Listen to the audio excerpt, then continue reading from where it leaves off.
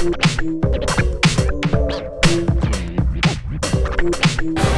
first question is, what is power to you? What's your definition of power?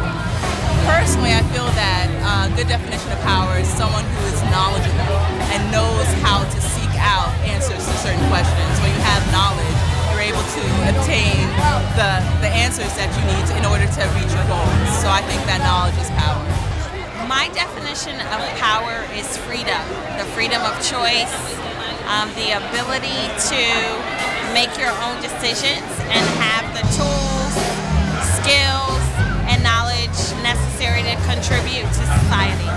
For the young people who may be watching, how do people of color in poor communities, how do we obtain power? How do the powerless obtain power?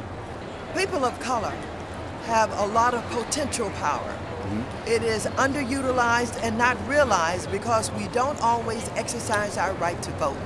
We have our foreparents and our ancestors who have died for this right to vote. And sometimes we think our vote doesn't count. We'll say, well, other people are gonna vote. They won't miss me if I don't go to the polling place and vote. But it's not true. There have been elections that have been won and lost on 1 or 2 votes. So it's very important to utilize our power and our influence by going to that polling place, voting by mail. It doesn't matter how you do it, but you've got to vote. That's the only way the democracy will work. Thank you. First of all, they got to get an education.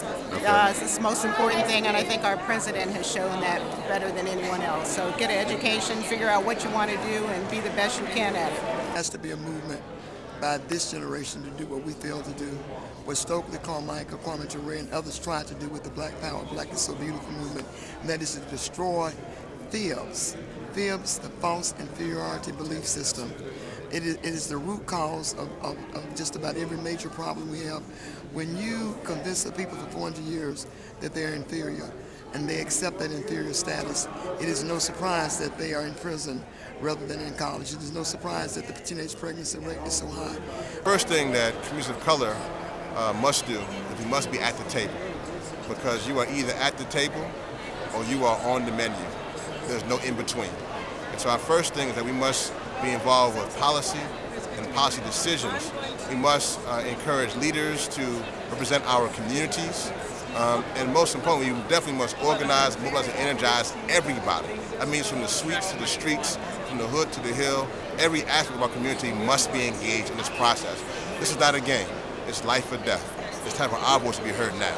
Well, I believe that people of color, more than any other people in this country, we wrote the book on obtaining power. We were slaves after all. And we are now the inspiration for every single civil rights movement on the planet. So we know about gathering together, seeing what our common bond is, working toward one common goal, using our churches, spreading the word, giving back to our communities, being mothers and fathers to children who aren't our own. We have the ingredients to obtain the power. It's in us. It's what we're made of. And the media can help by, first of all, painting a truer picture of America. If you turn on the TV, you don't necessarily get a fair and balanced, sorry to use that term, it's been kind of taken over by an alternative network, but we really need to be true when we say we want to be fair and balanced. And one way to do that is to tell our stories in a more effective and genuine way.